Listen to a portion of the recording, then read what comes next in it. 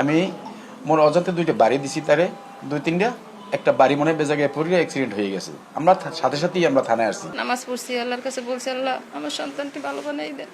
আল্লাহ কথা শুনলো না। ফ্রিজ ফেলাবার পর 5 মিনিটের পর সমস্ত ঘরে আমি আগুন দেবো, তোমাকে দুয়ার আটকে এই জনজনারে। এখন আমরা কি করতে পারি আর? এখন একটা ছেলেরে ডরাই যদি চলা লাগে, রাত্র হইলে ওই স্বামী বাজারে যাইতো, আমি মানের বাসায় বসে থাকতাম, আবার রাত্রে স্বামীর লগে আবার বাসায় আইতাম। আমার সন্তান না, আমি স্বামী হয়ে তার তো আত্মরক্ষা করার জন্য আমার কিছু করতে হইবে।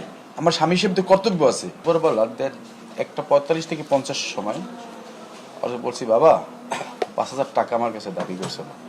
কই বাবা, আমার কাছে টাকা নাই, আমি মাছের ব্যবসা করি, আজকে বাজারে যাইনি, আমার গায়ে জ্বর। না বাবা, আমার 5 মিনিটের মধ্যে 5,000 টাকা দিতেই হবে, আমার বিশেষ লাগবে কাজে। ওই পোলা পানে ফোন দিয়ে নেয়, নেওয়ার পর কি খাইয়ে আমি তো আর জানি না।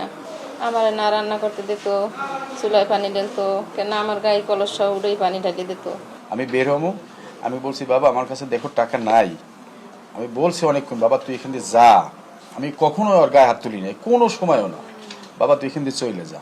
না, ও পাট করে আমার দরজাটার বাসা ভাঙি ফেলাইছে। সারা যেখানে লাকড়ি ছিল সব ভিজেই দিত, ভাঙচুর এরকম করতো, করে আবার যাইতো, আবার ঘরে আসতো। এরম আইতো রাত 12টা বাজে, ওই খেতুই ওখানে ওর ইচ্ছে মতো চলতো আর কি। ফ্রিজের তারমার সব খুলছে, ফ্রিজটা ফাড়াই দেবে। এই দুইটা জিনিস ফাড়াইছে মাত্র, একটা হলো দরজা ভাঙিয়ে ফেলাইছে আর আংলা ফাড়াইছে। ফ্রিজের যত বিদ্যুৎ ছিল সব ছিঁড়ে ফেলাইছে। 3 মিনিট সময় দেবেন তোমার, 3 মিনিটের মধ্যে যদি আমার টাকা না দাও আমি ফ্রিজ ফালাই দেবো। আজকে তো ওই ওর বাবার সাথে ওই ইডে করছে, আমার কয় তুই আমার চোখের সামনে আইলে তোরে ধরে কালে সিটে ফেলাই দেব, তুই আমার চোখের সামনে আসবি না। আমার ঘর ছোট, আমরা গরিব, ভাঙ্গা চোরা ঘর, বোঝেন, আমার কোনো সেফের জায়গা নাই, আমি যে সেফের জায়গায় থাকবো। ফ্রিজ ফেলাবার পর 5 মিনিটের পর সমস্ত ঘরে আমি আগুন দেবো, তোমাকে দুয়ার আটকে এই জনজনারে। এখন আমরা কি করতে পারি আর? আমাদের কি করণীয় আছে? নিজে তো জীবন রক্ষা করতে হবে, বাঁচতে হইবে সমাজে। বাংলাদেশের শক্তিশালী থার্মিক স্টিল বার ফেমাস স্টিল লিমিটেড। 5 মিনিটের মধ্যে আমরা ঘরে আগুন দেবো। বিদ্যুতের তার খুললে দিলাম, কিন্তু বিদ্যুতের আর্দ্র দিলে আমি নিজেও মারা যাবো, আরো পশুপতি খারাপ হইবে।